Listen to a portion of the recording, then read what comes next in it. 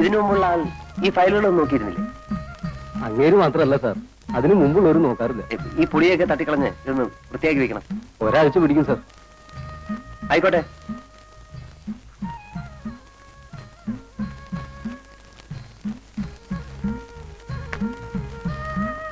ഉണ്ടോ? ആ ഉണ്ട്. നമസ്കാരം. ഞാൻ ഇന്നലെ വൈകുന്നേരം ഒന്നും കൂടെ ഇറങ്ങണമെന്ന് വിചാരിച്ചതാ.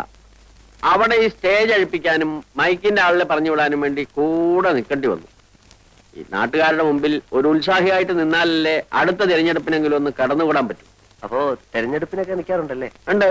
പ്രായപൂർത്തി വോട്ടവകാശം തുടങ്ങിയ അന്ന് മുതൽ ഇന്ന് വരെയുള്ള എല്ലാ തെരഞ്ഞെടുപ്പിലും ഞാൻ മത്സരിച്ചിട്ടുണ്ട്. പക്ഷെ ഒരു പഞ്ചായത്ത് മെമ്പർ ആവാൻ പോലും ശങ്കരൻ നായർക്ക് സാധിച്ചിട്ടില്ല. നാട്ടുകാരുടെ ഭാഗ്യദോഷം, അല്ലാതെ എന്ത് പറയാനാ? അല്ലേ സാറേ? അപ്പോ താമസമൊക്കെ ഇവിടെ തന്നെ ആക്കിയല്ലേ? അതാ ഇപ്പൊ ഒരു ബുദ്ധിമുട്ട്. ഇതിനു മുമ്പുണ്ടായിരുന്ന ആൾ ഇതിന്റെ പുറയിലാ താമസിച്ചേ. ആ, അതുകൊണ്ട് ഞാൻ ഇന്നലെ അവിടെ കിടന്നു. ഈ പാറ്റയെ എട്ടുകാലിയെ കൊണ്ട് ആകെ വൃത്തിയിട്ട് കിടക്കുക.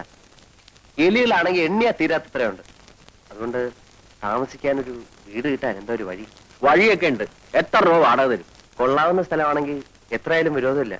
എന്നാൽ നമ്മുടെ ഒരു വീടുണ്ട്, താമസിക്കാൻ ആളില്ലാത്തതുകൊണ്ട് ഒഴിച്ചിട്ടിരിക്കുക.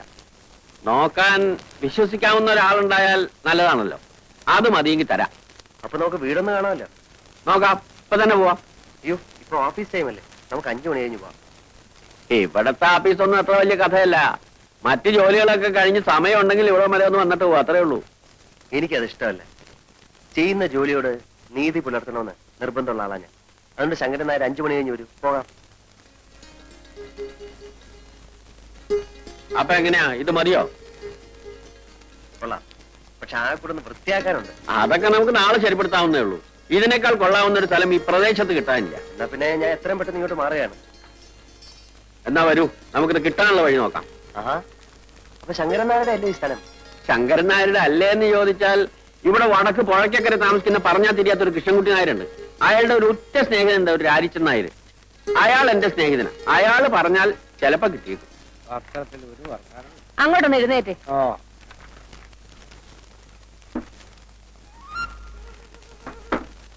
ഇതാണ് രാരിച്ചൻ നായരുടെ വീട്. അവിടെ ഉണ്ടാവും.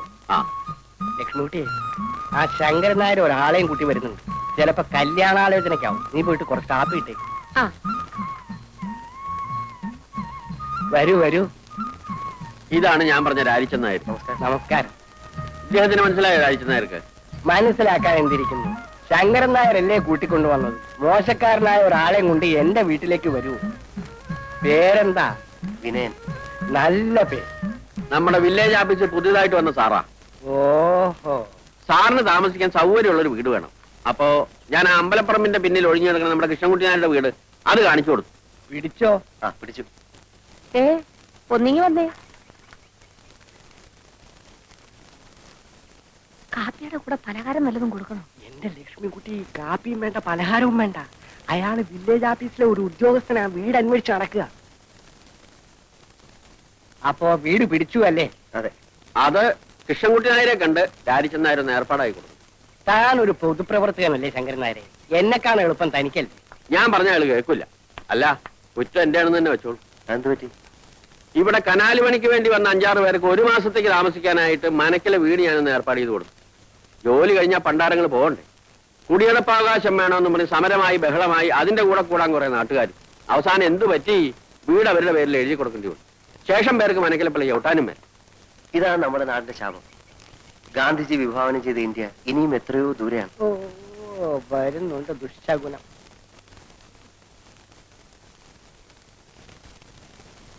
ഇതല്ല, വില്ലേജ് ഓഫീസറാ. എന്നെ കാണാൻ വന്നതാ. ആഹാ, എവിടെയാ നാട്? എറണാകുളം. എറണാകുളത്ത് എന്ന് വെച്ചാൽ ടൗണിൽ തന്നെ. വലിയൊരു കുടുംബത്തിൽ പറഞ്ഞ പയ്യനാ. ഈ നാട്ടിൻ പ്രദേശത്ത് ഇങ്ങനെ ജോലിക്ക് വരേണ്ട ഒരാവശ്യമില്ല. പിന്നെ ഒരു തമാശയായിട്ട് ഇങ്ങനെ വന്നേ ഉള്ളൂ. അങ്ങനല്ല. ജീവിതത്തിൽ കുറച്ച് പ്രിൻസിപ്പിൾസ്, കുറച്ച് ആദർശങ്ങളൊക്കെ ഉള്ള ആളാ ഞാൻ.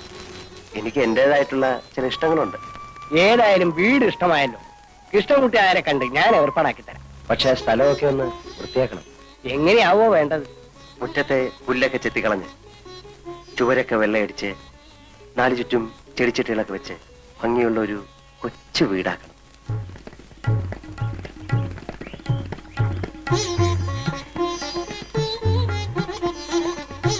എങ്ങനെ സാറിന്റെ മനസ്സിന് ഇഷ്ടപ്പെട്ട രൂപത്തിലായോ? ആ ഒരുവിധം. വസണി എന്തോ സാധിച്ച ഒരു കിളിക്കൂട് സംഘടിപ്പിച്ച തിരക്കേടിലായിരുന്നു. കിളിക്കൂടോ? അതെന്തിനാ? ഈ ജനലിനരികിൽ കെട്ടിത്തൂക്കിയിട്ടാൽ രാത്രി അതിൽ കിളികൾ വന്നിരിക്കും. പുലർച്ചയ്ക്ക് അവരുടെ ശബ്ദം കേട്ട് എനിക്ക് കൊണ്ടുവരാം. അതിനൊരു ടൈം പീസ് വാങ്ങിച്ചാ പോരെ? അലാറം വെച്ചാ മതിയല്ലോ. ഏയ് അതല്ല. അപ്പോ ഈ ആഹാരത്തിന്റെ കാര്യത്തിൽ എന്താ കണ്ടിരിക്കണേ? എന്റെ വീട്ടിൽ നിന്ന് കൊടുത്തേക്കാം. അയ്യോ അത് വേണ്ട മാവ, അമ്മായി വെക്കുന്നൊന്നും സാറിന് ഇഷ്ടപ്പെടില്ല. ചേട്ടന്റെ വീട്ടിൽ നിന്നാകാമല്ലോ. ഒരു വിരോധമില്ല, പക്ഷേ അയ്യോ അതൊന്നും വേണ്ട. ആഹാരം സ്വയം പാകം ചെയ്ത് കഴിക്കുന്ന എനിക്കിഷ്ടം. വീട്ടിലാവുമ്പം അതൊന്നും നടക്കില്ലായിരുന്നു. ഇവിടെ ആവുമ്പം നമ്മുടെ ഇഷ്ടം പോലെ ആകാമല്ലോ. പിന്നെ രാവിലെയും വൈകിട്ടും കുറച്ച് പാല് കിട്ടിയാൽ മതി. ആട്ടും പാലാണെങ്കിൽ കൂടുതൽ സൗകര്യം. ആട്ടുംപാൽ ഇപ്പൊ എവിടെ നിന്ന് കിട്ടാനാണ്? പശുവും പാലാണെങ്കിൽ എന്റെ വീട്ടിലുണ്ട്. രണ്ടു നേരവും കുട്ടികളുടെ കയ്യിൽ ഞാൻ കൊടുത്തേക്കാം. സാറിന് ആട്ടും പാലാണ് ആവശ്യം. അത് സാറ് ഇടുന്നെങ്കിലും അല്ല, പശുവും പാല് മതി. കിട്ടാൻ എളുപ്പം അതാണല്ലോ. അതാ നല്ലത്. അപ്പോ ആ കാര്യം രാരിച്ചെന്നാർ ഏറ്റു ഇല്ലേ? ഏറ്റു. ഇനിയിപ്പോ ഞങ്ങൾ എന്തെങ്കിലും ചെയ്യുന്നതായിട്ടുണ്ടോ? ഇത് തന്നെ വലിയ ഉപകാരം. മനസ്സിലുണ്ടെങ്കിൽ ജോലി, മനസ്സിലുണ്ടെങ്കിൽ ഗ്രാമം, നല്ലവരായ ആൾക്കാർ. ഇതിൽ കൂടുതലൊന്നും എനിക്ക് വേണ്ട. അറിയില്ല.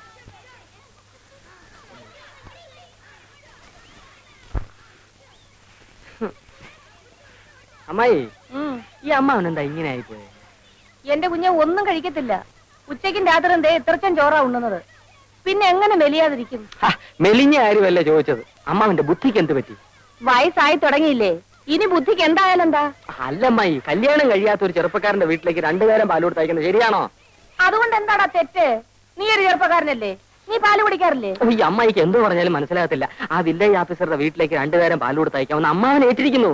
നന്നായി. പിണ്ണാക്ക് മേടിക്കാനുള്ള കാശ് എന്റെ കിട്ടുമല്ലോ. ദൈവമേ. ഏ? അല്ല, വല്ലവരുടെ വീട്ടിലും പാല് കൊടുത്തിട്ടുണ്ടോ നമ്മുടെ കുടുംബം കഴിയാൻ? എന്നാൽ അയാളോട് ഇങ്ങോട്ട് വന്ന് വാങ്ങിക്കാൻ പറയാം. ഇങ്ങോട്ടോ? അതേതായാലും വേണ്ട. അമ്മായിക്ക് അത്ര നിർബന്ധമാണെങ്കിൽ പിള്ളേരുടെ കൂടെ തയ്ച്ചാൽ മതി. ശരി. അതും അല്ലെങ്കിൽ അമ്മാവിന്റെ കൂടെ തയ്ച്ചാലും മതി. ഓ എന്നാലും രാധ അങ്ങോട്ട് അയക്കരുത്. ഇല്ല. വാസുനേട്ടൻ ഇവിടെ ഈ നേരത്ത് വരുമെന്ന് വിചാരിച്ചില്ലല്ലേ?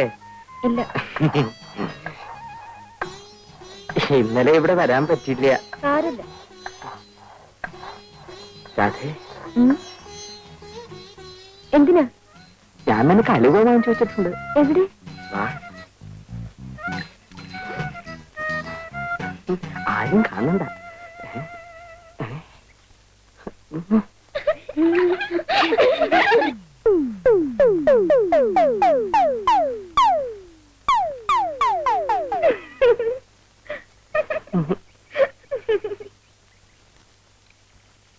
വാസനേട്ടാ, നാളെയും കൊണ്ടുവരുമോ?